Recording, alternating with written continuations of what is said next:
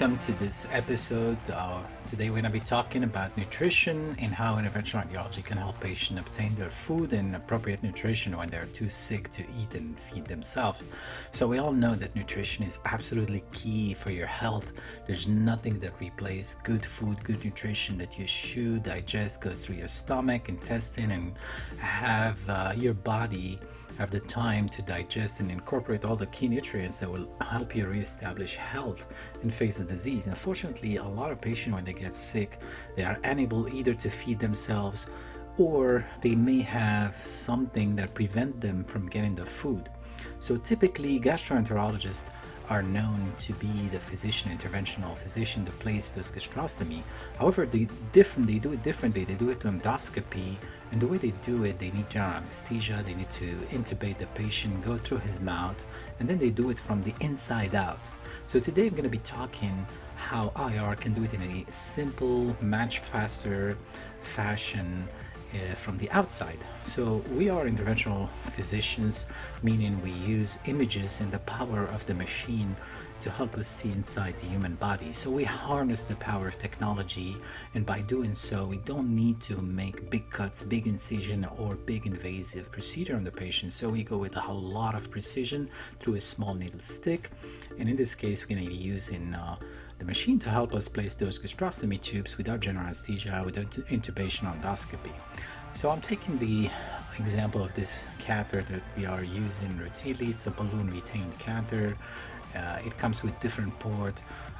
Once placed, the patient will have a separate port for injecting his medicine, another one for nutrition, and another one to retain the balloon. Usually the patient will have appropriate instruction how to take care of their catheters after they're placed. So this is how it looks. The balloon is inflated inside to keep the stomach tagged to the wall.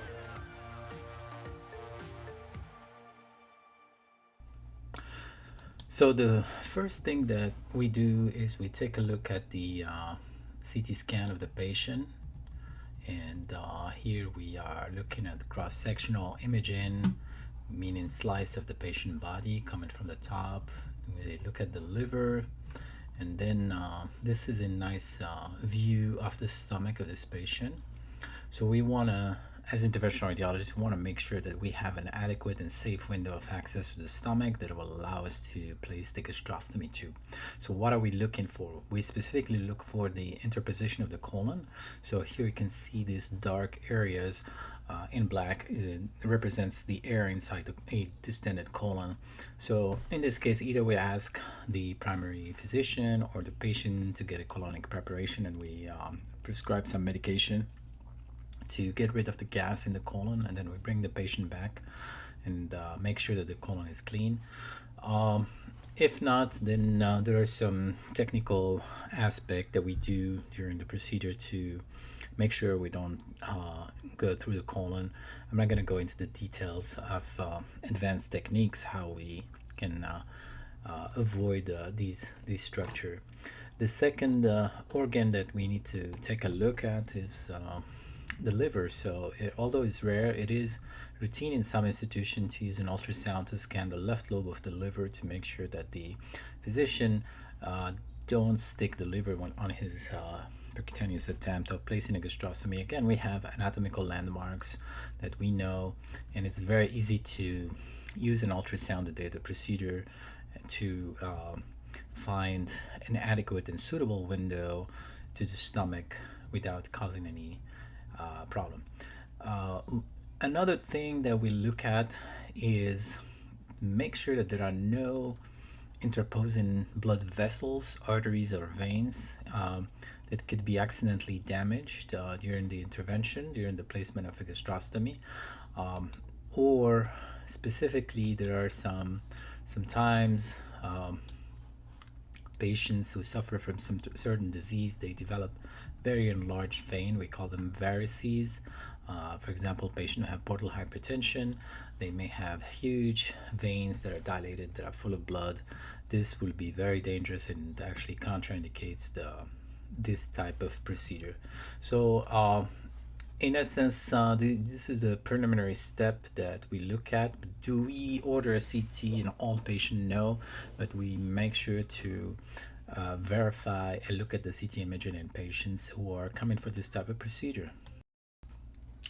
So here, this is an image, an X-ray image taken of the patient during the day of the procedure that shows what we looked at on CT. This is the colon full of air, and here we see a little bit of air in white that's in the stomach. Again, we palpate the rib. Typically, the rib are located, the anterior rib margin should be around this area, and we make sure that the liver also is in position. So in order to be able to access the stomach, it is important to obtain an insufflation of the stomach.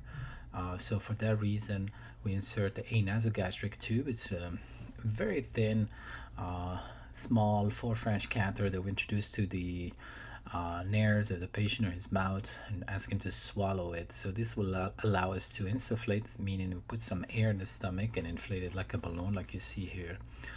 Sometimes you see the air may escape the stomach, so we may give some medication to retain the air for the procedure. At the end of the procedure, this small little nasogastric tube is removed and nothing remains in the patient. So the first thing of the procedure is the placement of what we call the T fasteners, which are a sort of gastropexies. These are type of anchors that are introduced through the needle and will serve to anchor the stomach wall to the abdominal wall, so that way they stay together and makes it easy for the other procedure. So here you can see one T fastener has been placed. The second T fastener is being placed. This is contrast that is injected inside the stomach to confirm the appropriate positioning and the location. After that, the doctor will stick in general between the two T fastener or anchor sets. How many are good? Normally 3 T fasteners. In our institution, we are okay with only 2. Sometimes, due to technical reason, we can place only 1 or no T fastener, but they are usually recommended. After that, contrast is injected to confirm the appropriate position, and then we may use an introducing catheter to allow us to place the gastrostomy tube. So here, just after the gastrostomy is placed, we make sure that the balloon is inflated. You can see this is a retaining balloon, and here the physician is just pull it back against the stomach wall to make sure it's really tight against the patient's skin and anterior wall to allow a good position of the gastrostomy tube. So here the contrast is injected. It simulates how the food will be injected in the patient's stomach. Goes inside the stomach, and then this is the duodenum. T fasteners are in position. They will spontaneously fall off in a matter of 1 week to 10 days. These are just temporary to allow the catheter to stay in place and formation of a good track and avoid any complication. This is another, case of a percutaneous gastrostomy placement by interventional radiology. When the patient comes to the angiography suite, again, a catheter is placed gently, small catheter to allow us to insufflate the stomach like a balloon. Some physicians like to take a look on the lateral view to see that there's nothing interposed between the stomach and the anterior abdominal wall, like in this case. Sometimes, in case of doubt, you can do a lateral view to make sure that there's no colon or anything interposed. Then an entry site is located under fluoroscopy and selected after making sure that all the other anatomical landmarks are respected, the ribs, the left lobe of the liver, that there are no interposing, or make sure to verify any of the prior images. The site is usually marked. The patient will be given local anesthesia enough to allow a non-painful procedure. This procedure is done by interventional radiology under moderate conscious sedation, so the patient is conscious. He does not feel the pain. The skin is numb with local anesthetic.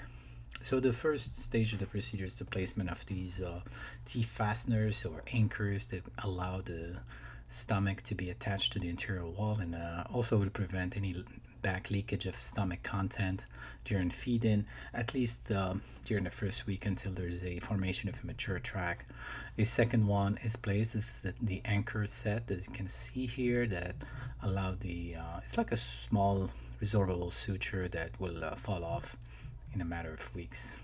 After that, the physician will perform a puncture of the stomach between the two T fasteners. Once the confirmation of appropriate position is obtained, we inject some contrast to demonstrate, this is a contrast, the black, demonstrate the appropriate position within the stomach. Following that, we place a stiff guide wire.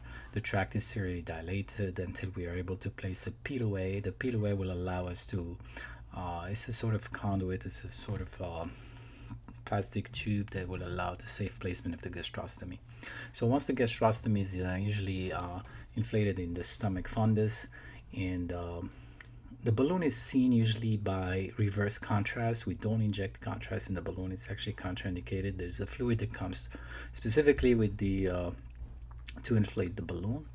And this is just a looped fluoroscopy save that show that the physician is pulling this, the balloon to appropriate position. For documentation, at the end, all the catheters and wires are removed. The gastrostomy tube is attached in place tightly, and the physician will inject contrast to demonstrate appropriate position. So this is a good way to place a gastrostomy tube, two T fasteners, balloon in place, contrast in the stomach. This will allow the patient to get some appropriate nutritional support and nutrition and help him during his disease, as there's nothing that's more beneficial to the patient than enteric feeding, meaning feeding through the stomach and intestines.